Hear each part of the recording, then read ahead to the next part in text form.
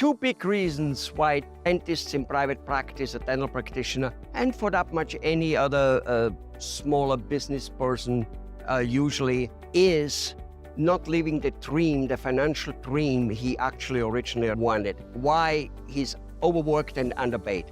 And for an educated person like a dentist, a doctor, and any business owner to be overworked and underpaid is just simply not a good thing. It doesn't really have to be. Now, I'm not saying only because it is simple, relative simple not to be, that it is easy not to be. I'm not saying that.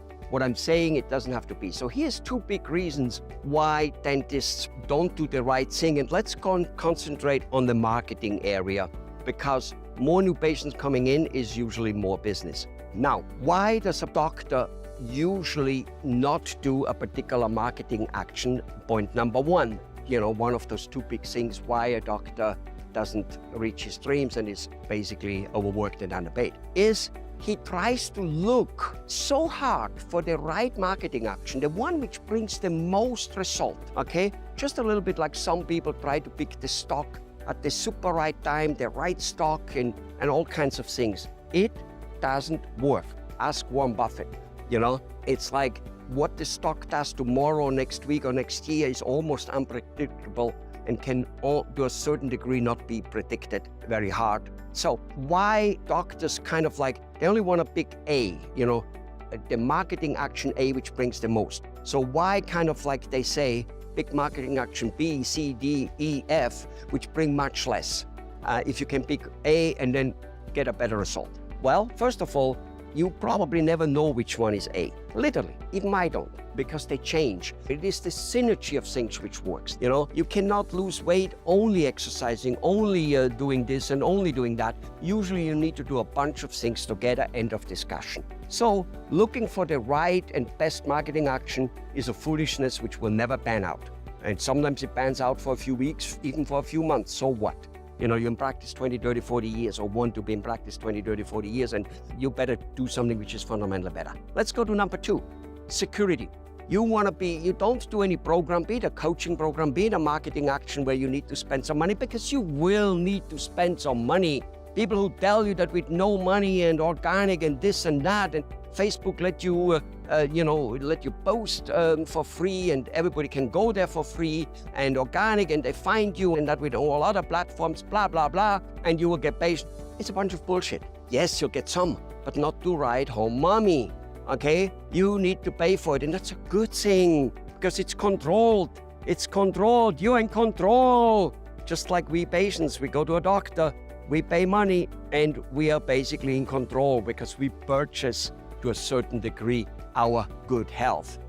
There is a sense of security people want on everything they do. They want to make it sure. Well, I don't know when you graduated from dentistry or when you started going into dentistry, but one thing is for sure. Whatever security you thought you're having, if now let's just say you're 15 years in practice, so which means about 20-some years when you decided to become a dentist or whatever profession, how secure was it? If you're doing well, wonderful. And there's lots of dentists and doctors who do well, and lots of business owners who do well, and they're just fine where they are, and that is absolutely gorgeous. By the way, lots of them who are fine where they are, they wouldn't mind growing, not because they're greedy, but because they want to have fun. So the security, people want something secure. Basically, I love it when doctors come to me. They want something new, fresh, out of the box. And when I tell them something new, fresh out the box, at least for them, because, oh my God. And then he wants proof of having worked. Security. Oh my God. He wants security of trying to find a half a dozen or at least a few of doctors whom my program worked for. What works for you will not necessarily work for the other, or the reason may be very different. Not because the mechanics don't work, but because of viewpoint, of attitude, of the way we embrace things, okay? So that's just how it goes. And just because it worked, that person maybe, worked in and did things and etc. So anyway, this security thing, when yet it should be proven to you. If you're, for instance, just a little bit struggling with your money and with your free time, with one or the other one, or with both, and maybe a little bit, or you're not really struggling, you're doing quite all right, but you definitely want it to be higher up, and it's you're at a plateau, well, then the security, you probably, when you enrolled in dental school, you probably had a slightly different viewpoint of it at different time, different, goal and dream. And if that didn't happen, you might say, oh, well, the time changed. Well, not really. I'm doing 30 years dental consulting, and let me tell you something. The excuses I heard from doctors back then, I still hear them today. The same. And yes, there are excuses. So the security thing is one of those. As more as a person wants to be secure, as more he's in the shit. And to sum it up, this whole thing, the two reasons. Number one, you want in everything you do the most perfect one, and by looking so you don't do anything.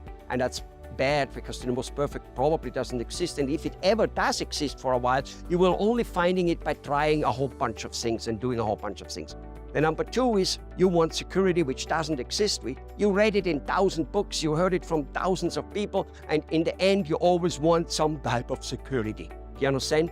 And some type of proof of what? You understand? If I give you a client who succeeded, first of all, I probably won't give you a bad one. Second of all, you don't know whether I paid him, and all kinds of shit you don't know. So whatever you look for proof and for security is exactly the opposite. So it's a big reason. And maybe that whole thing comes under a package of most people don't want to lose what they have. They're so afraid of losing, so they rather do nothing. That's how it turns out. So basically, the fear of losing something, the fear of being wrong with a decision, because family, friends, colleagues, peers, they laugh at me if they know I hired another consultant doing this, or I did again this, and whatever it is. The most successful doctors I know, are the ones who hired dozens of consultants and things all over their career. And yeah, some of them probably didn't work as well as others, but in the end, they have more knowledge than the rest.